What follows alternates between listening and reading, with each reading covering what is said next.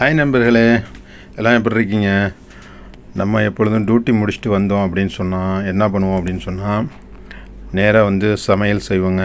சமையல்லாம் செஞ்சு முடிச்சுட்டு நம்ம ஃப்ரெண்ட் ரூமுக்கு போவோம். எப்பொழுதும் இது ஒரு வாடிக்கையான வழக்கம்தான். டைம் கிடைக்கிறப்போ ஃப்ரெண்ட் ரூமுக்கு போயிட்டு அப்படியே அங்கே உட்காந்து ஊர் கதை எல்லாத்தையும் பேசிட்டு வர்றது. நீ போகும்போது இன்றைக்கி நம்ம ரூமுக்கு பக்கத்தில் மலையாளி கடை இருக்குங்க. அந்த கடையில் வந்து ஸ்நாக்ஸ் ஐட்டம்ஸ் எல்லாமே வச்சுருப்பாங்க. அங்கே ஒரு சமோசா இது மாதிரியான ஐட்டம்ஸை வாங்கிட்டு போய் அங்கே கொண்டு போய் நம்ம ஃப்ரெண்டுகளோடு உட்காந்து ஒன்றா சேர்ந்து உட்காந்து சாப்பிட்டுட்டு வர்ற பழக்கங்க. அதுபோல் இது மாதிரிக்கு இன்றைக்கி எடுத்துகிட்டு போயிட்டு ஒன்றா உட்காந்து சாப்பிட்டுட்டு வந்தோம். பல செய்திகளை பேசிக்கிடுவோம். அதாவது ஊர் செய்திகளும் சரி, அதே போல் வந்து மற்ற நாட்டு நடப்புகளும் சரி, அதே போல் வந்து கம்பெனிகள் சம்மந்தமான வேலைகள் சம்மந்தமான செய்திகளும் சரி, எல்லாமே நம்ம வந்து உட்காந்து கலந்து பேசிட்டு கொஞ்சம் மனசுக்கு ஆறுதலும் நிம்மதியும் கிடைக்குங்க. அதுபோல் தான் நம்ம செய்கிறதுங்க வெளிநாட்டில்.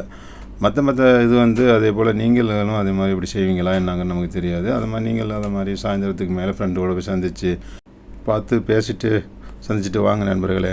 அதில் ஒரு மனது ஆறுதல் வரும், மனது நிம்மதி வரும்.